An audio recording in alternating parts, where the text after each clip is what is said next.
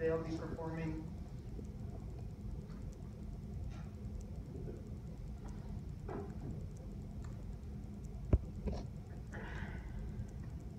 Living on the Edge by Tomer Israeli and Christmas by Steve Martin.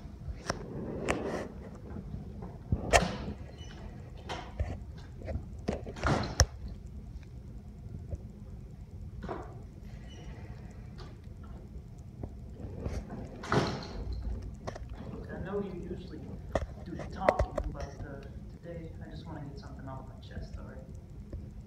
Do you know what it's like to feel dead inside? I know. And that's what helped me find the meaning of life. It all started last night, when I was walking down the street, trying to find a nice, quiet place where I could just finish it all. You see, I was at a very low point in my life. The most wonderful girl in the world dumped me. My boss fired me, and all I could think about was that pistol in my pocket. So I put the gun against my head, and that's when it hit me. If I'm not afraid of death anymore, then I'm already free. I can do anything I fucking want, because I don't care about the consequences anymore. So I tuck the gun under my jacket, and I make my way to this convenience store across the street. I walk in just as the last customer walks out, shove my gun in the clerk's face, and I start shouting at him. I felt my face turning red. I felt the adrenaline rush.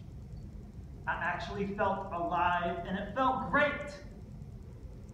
But as I was making a break for the door, though, I bumped into a police officer who was walking in. I panicked and I shot him. I jumped on the top of this police car, and 20 more cops showed up.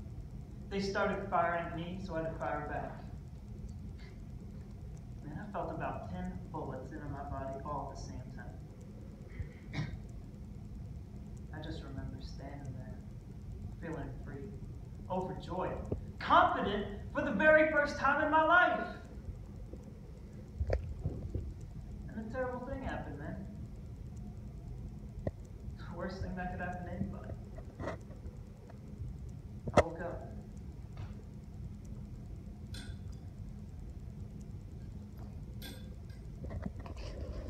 Last night, my child looked up at me and said, "Uncle Steve."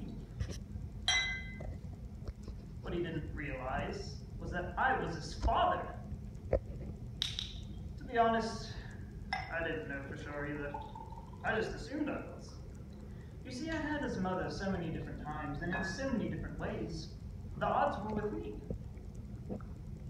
So anyway, he looks up at me and asks, "What does Christmas mean to you?"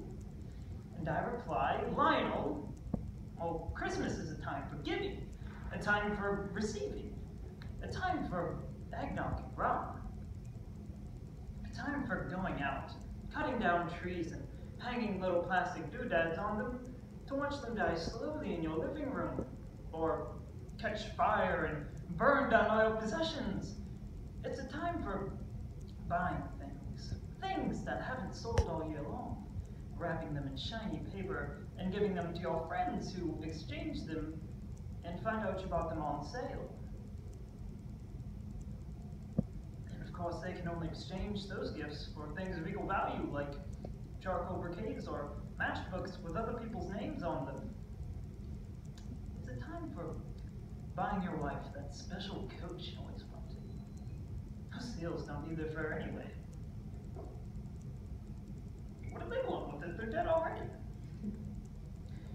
It's a time for eggnog and brandy, driving home on icy streets, accidentally nudging the car next to you off the bridge into the frozen river, and watching the car sink, and seeing the bubbles float up under the water. It's the time to sip an eggnog martini and think about the poor and talk about feeding the naked and clothing the hungry. A time for Christmas cards from all your friends at Consolidated and Allied and Acme. Time for watching those happy little kids sit on Santa's lap in Toyland, thinking to yourself, maybe I could be a Santa next year.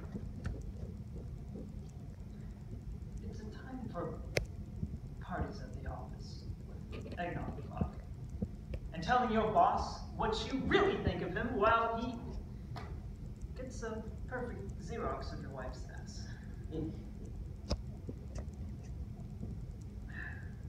But most importantly, I think Christmas is a time sitting by the hearth, feet up on a burning log, maybe sipping some eggnog and tequila.